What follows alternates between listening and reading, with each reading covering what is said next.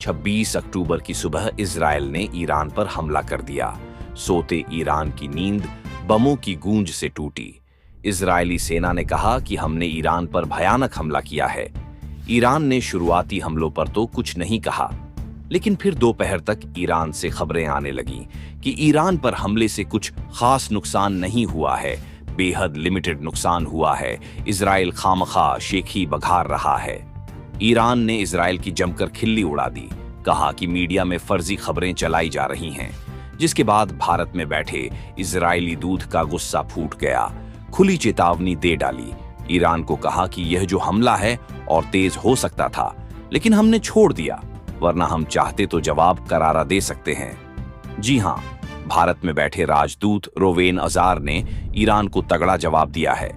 उन्होंने एनआई को दिए एक इंटरव्यू में कहा कि इजराइल ने ईरान में सैन्य ठिकानों पर बहुत सटीक तरीके से हमला किया। हमने ईरान की एयर डिफेंस सिस्टम को बेअसर कर दिया है और हमने ईरान की मिसाइल पावर, मिसाइल कारखानों और अन्य हवाई क्षमताओं को नष्ट कर दिया है। ईरान अब पूरी तरह से बेनकाब हो गया है। हमने पूरी दुनिया को बताया है कि जब आप इजराइल राज्य पर हमला करते हैं तो आपको कीमत चुकानी पड़ती है। ईरान अब अच्छी तरह से जानता है कि अगर वह इजराइल पर हमला करना जारी रखता है तो उसे भारी नुकसान उठाना पड़ेगा।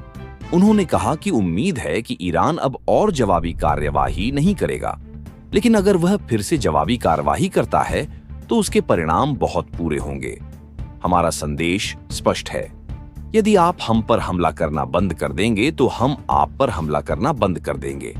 हम हमास, हिजबुल्लाह और दुनिया में कहीं भी मौजूद किसी भी आतंकवादी से खुद को बचाएंगे।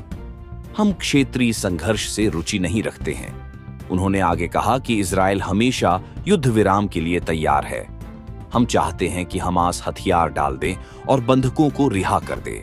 हम चाहते हैं कि गाजा में सुरक्षा परिषद के प्रस्ताव को लागू किया जाए। अगर वह आश्वासन देते हैं तो फिर से क्षेत्र में शांति हो सकती है। लेकिन ईरानी राजदूत के इस बयान पर लगता है कि ईरान सहमत नहीं है। ईरान इजराइल के साथ सुलह करने के मूड में नहीं है। ईरान के सुप्रीम लीडर अली खमन ने तो हिजबुल्लाह चीफ नसर अल्लाह और हमामा शव किया है। सिनवार की मौत का बदला उनके सिर पर सवार है। अली खम नई पूरी तरह से कुछ प्लान तो बना रहे हैं बदला लेने की। इससे पहले 1 अक्टूबर को ईरान ने इजराइल पर 200 से ज्यादा मिसाइलें दागी थीं, जिसके पलटवार में 26 अक्टूबर को इजराइल ने हमला किया था। इजराइल का कहना है कि हमला शक्ति प्रदर्शन था।